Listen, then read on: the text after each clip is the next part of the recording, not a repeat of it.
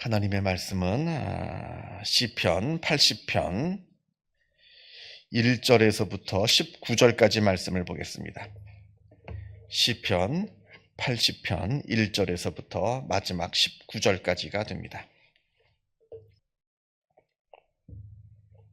시편 80편 1절에서부터 19절까지 말씀 같이 한 목소리로 읽겠습니다. 요셉을 양떼같이 인도하시는 이스라엘의 목자여, 귀를 기울이소서. 그룹 사이에 좌정하신 이여, 빛을 비추소서. 에브라임과 베냐민과 므낫세 앞에서 주의 능력을 나타내사 우리를 구원하러 오소서. 하나님이여, 우리를 돌이키시고 주의 얼굴빛을 비추사 우리가 구원을 얻게 하소서. 만군의 하나님 여호와여, 주의 백성의 기도에 대하여 어느 때까지 노하시리이까? 주께서 그들에게 눈물의 양식을 먹이시며 많은 눈물을 마시게 하셨나이다. 우리를 우리 이웃에게 다툼거리가 되게 하시니 우리 원수들이 서로 비웃나이다. 만군의 하나님이여, 우리를 회복하여 주시고 주의 얼굴의 광채를 비추사 우리가 구원을 얻게 하소서. 주께서 한 포도나무를 애굽에서 가져다가 민족들을 쫓아내시고 그것을 심으셨나이다. 주께서 그 앞서 가꾸셨으므로 그 뿌리가 깊이 박혀서 땅에 가득하며 그 그늘이 산들을 가리고 그 가지는 하나님의 백향목 같으며 그 가지가 바다까지 뻗고 넝쿨이 강까지 미쳤거늘 주께서 어찌하여 그 담을 허시사 길을 지나가는 모든 이들이 그것을 따게 하셨나이까? 숲속의 멧돼지들이 상해하며 들짐승들이 먹나이다. 만군의 하나님이여, 구하옵나니 돌아오소서. 하늘에서 굽어보시고 이 포도나무를 돌보소서. 주의 오른손으로 심으신 줄기요, 주를 위하여 힘있게 하신 가지니이다. 그것이 불타고 배임을 당하며 주의 면책으로 말미암아 멸망하오니 주의 오른쪽에 있는 자, 곧 주를 위하여 힘있게 하신 인자에게 주의 손을 얹으소서. 그리하시면 우리가 주에게서 물러가지 아니하오리니 우리를 소생하게 하소서. 우리가 주의 이름을 부르리이다. 만군의 하나님 여호와여, 우리를 돌이켜 주시고 주의 얼굴의 광채를 우리에게 비추소서. 우리가 구원을 얻으리이다. 아멘. 오늘 시편은 공동체 탄식시입니다. 그리고 공동체 탄식시 중에서 성경에는 시편에는 여러 공동체 탄식시가 나오는데 가장 대표적인 공동체 탄식시가 바로 시편 80편, 우리가 읽은 시편 80편이라 이렇게 많은 학자들이 평가를 합니다. 우리가 이제 보통 이제 개인 탄식시, 공동체 탄식시를 나누는데 개인 탄식시의 가장 대표적인 시는 13편입니다. 우리가 예전에 읽었고요. 다시 한번 읽어보셔도 좋을 것 같습니다. 13편이 개인 탄식시의 가장 대표적인 대표고요. 그리고 공동체 탄식시의 가장 대표적인 시는 오늘 우리가 지금 읽은 80편이다. 그게 꼭 중요한 내용은 아닙니다만 그냥 한번 이렇게 기억하시고 읽어보시면 또 좀 새롭게 다가오지 않겠나. 그래서 말씀을 드립니다. 자, 1절부터 보게 되면 시편 기자는 하나님께서 하나님의 백성에게 구원의 빛을 비추어 달라 이렇게 기도하고 있습니다. 우리 하나님의 백성입니다. 우리는 하나님의 백성인데 하나님께서 우리 하나님의 백성에게 구원을 베풀어 주시옵소서 이렇게 기도하는 겁니다. 1절을 좀 보겠습니다. 요셉을 양떼같이 인도하시는 이스라엘의 목자여, 귀를 기울이소서. 그룹 사이에 좌정하신 이여, 빛을 비추소서 이렇게 기도하고 있습니다. 여기서 요셉이라고 하는 것은 이스라엘을 말합니다. 이스라엘 전체, 이스라엘을 말하고 있는 것이고요. 그리고 하나님께서 그룹 사이에 좌정하셨다. 그룹 사이에 좌정하신 이여 빛을 비추소서 이렇게 되어 있는데 그룹 사이에 하나님께서 좌정하셨다 이렇게 되어 있는데 그룹이라고 하는 것은 하나님의 천사를 말합니다. 특별히 언약궤에 뚜껑이 있는데 그 뚜껑 위에 두 그룹이 날개를 펴서 이 언약궤를 덮습니다. 그 뚜껑을 그냥 뚜껑이라 말하지 않고 이 뚜껑 성경에서 시은소라고 하기도 하고 속죄소라고 하기도 합니다. 그 뚜껑이 그냥 뚜껑이 아니에요. 그 뚜껑 위에 하나님의 임재가 있다 합니다. 하나님이 그곳에 임재하신다 이렇게 말합니다. 그러니까 하나님은 안 계신 곳이 없죠. 무소부재하시고 온 우주에 계시는 분이 하나님이십니다만은, 그러나 특별히 언약궤의 뚜껑, 얼마 되지도 않습니다. 그 뚜껑 위에 하나님께서 상징적으로 내가 이 자리에, 이 언약궤 위에 내가 임하겠다, 이게 상징적인 의미입니다. 실제로 하나님이 거기만 계신다는 얘기가 아니라 상징적으로 내가 그 언약궤의 뚜껑을 속죄소라고 하기도 하고 시은소라고 하는데, 그 언약궤 위에 내가 임하겠다 하는데, 그 언약궤 보면 그때 그 두 천사가 날개를 펴가지고 이 언약궤를 덮고 있는 모습을 하고 있다. 물론 지금이야 이 언약궤가 이제 없어졌기 때문에 그래서 구체적으로 정확하게 어떤 모습인지는 모릅니다만, 그래도 이제 뭐 우리가 대충 상상해서 볼 수는 있습니다.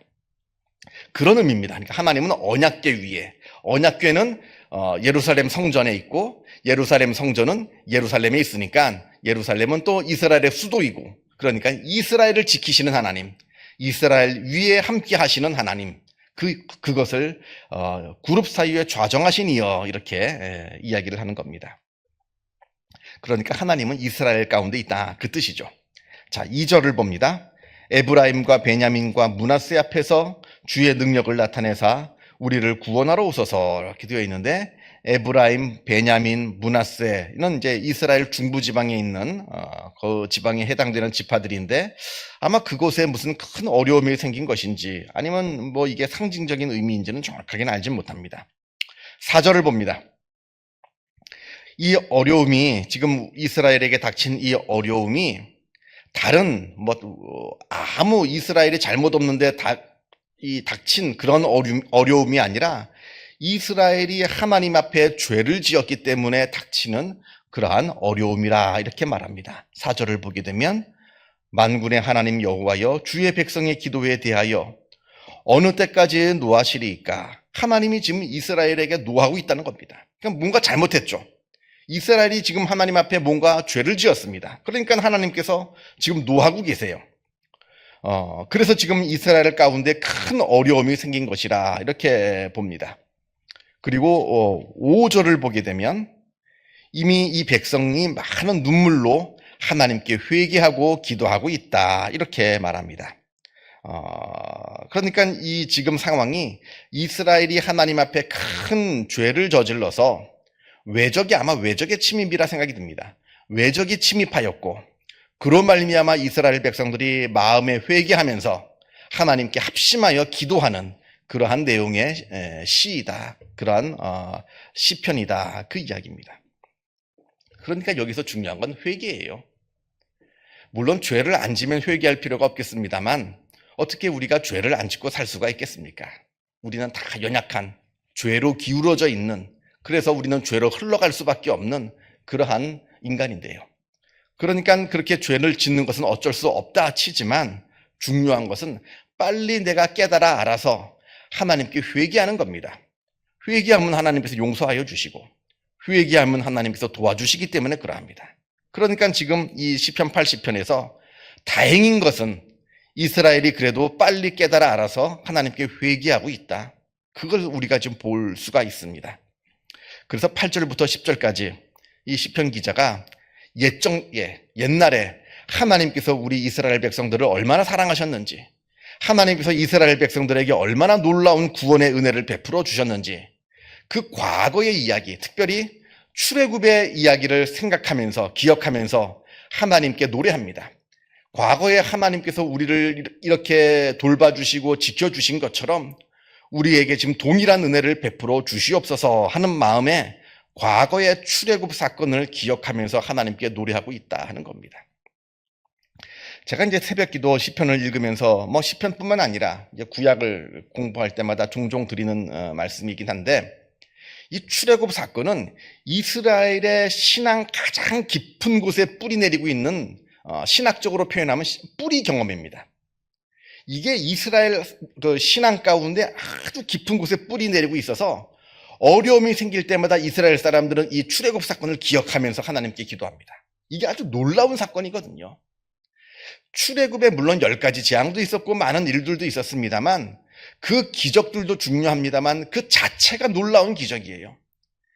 400년 동안 종살이를 했습니다. 아무런 능력이 없어요. 조직력도 없고 뭐 군사력도 없고 정치력도 없습니다. 그 400년 동안 종살이하고 있던 백성들이 그 당시 가장 최강대국이었던 애굽에서 탈출해 나왔습니다. 이 자체가 놀라운 일이에요. 그리고 40년 동안 먹을 것도 마실 것도 없는 그 광야에서 살았습니다. 그리고는 가나안 땅, 자기들보다 아주 뛰어난 문명을 가지고 있고 강력한 군사 체계를 가지고 있는 이 가나안 사람들을 다 몰아내고 그 땅을 차지하게 되었어요. 그 자체가 기적입니다. 그래서 어려움이 생길 때마다 이스라엘 사람들은 이 뿌리 경험인 출애굽을 기억합니다. 근데 우리도 그 뿌리 경험이 있어야 돼요. 내 믿음이 흔들릴 때마다, 내 어려움이 생길 때마다 내가 기억할 수 있는 사건들 있다면 굉장한 복이죠. 그것을 놓고 그때 하나님께서 나를 이렇게 지켜주셨구나.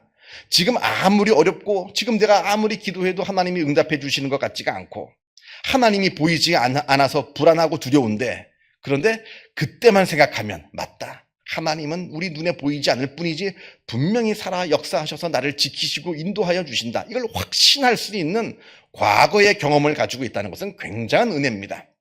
근데 아마 다들 있을 거예요. 없다면 잊어먹었을 뿐이죠.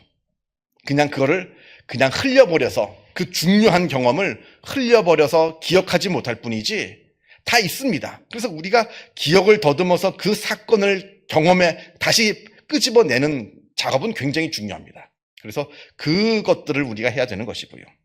아무튼 이 시편 기자 아삽이 하나님께서 이스라엘 백성들에게 베풀어 주신 그 출애굽 사건을 기억하면서 하나님께 기도를 합니다. 자, 보게 되면 하나님께서 애굽에서 포도나무 한 그루를 가져다가 이 가나안 땅에 심으셨다는 겁니다. 출애굽 사건이죠.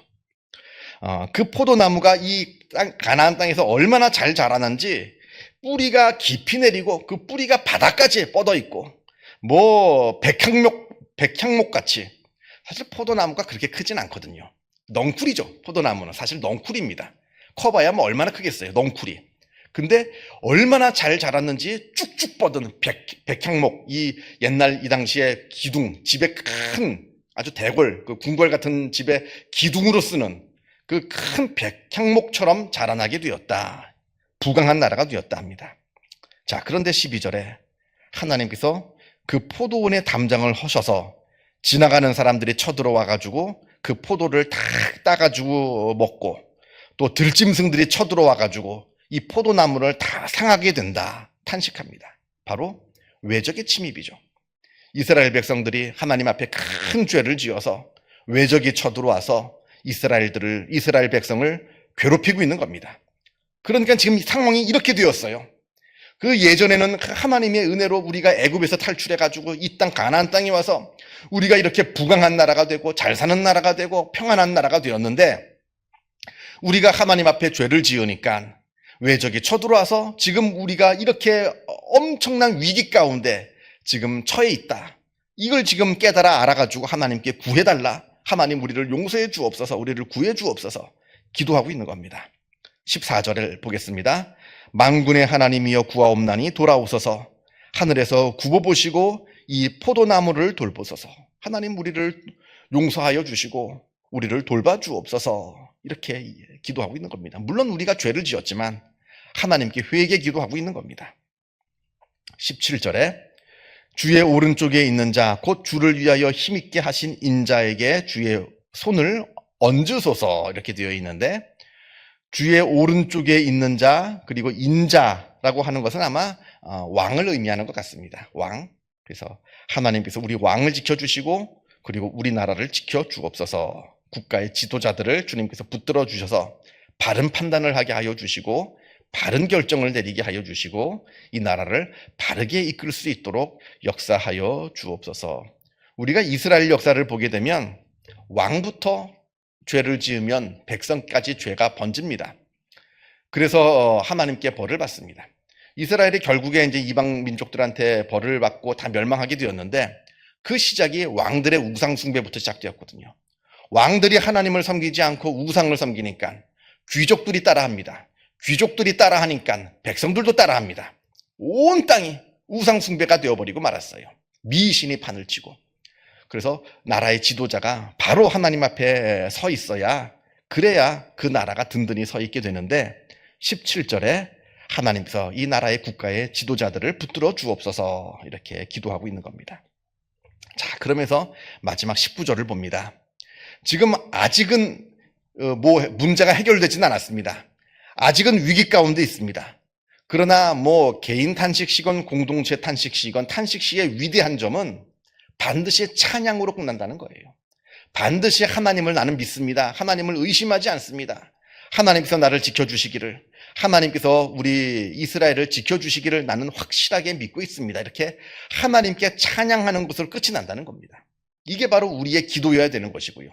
그냥 나에게 어려운 일이 생겼다고 해서 이게 원망인지 불평인지 알지도 못할 정도로 그냥 쏟아붓는 그건 올바른 기도는 아닙니다. 물론 쏟아부을 수 있죠. 그러나 마지막은 반드시 하나님께 감사하고 하나님을 찬양하는 것으로 끝이 나야 되는데 19절에 만군의 하나님 여호와여 우리를 돌이켜 주시고 주의 얼굴의 광채를 우리에게 비추어 주소서 우리가 구원을 얻으리이다. 하나님께서 우리에게 구원의 빛을 비추어 주시면 우리는 구원을 얻을 수 있습니다. 믿는 겁니다. 하나님 우리가 다 죽게 되었습니다. 우리는 어쩝니까? 이렇게 원망하고 끝나는 것이 아니라 하나님께서 우리를 지켜주시면 우리는 구원을 얻을 수 있습니다. 이렇게 하나님을 믿으면서 찬양하면서 오늘 시편이 끝이 납니다. 사실 개인 탄식시이건 공동체 탄식시이건 엄격하게 구분되지는 않습니다. 개인이 모이면 공동체가 되는 거고요. 공동체는 개인들에게 다 모임들이니까요.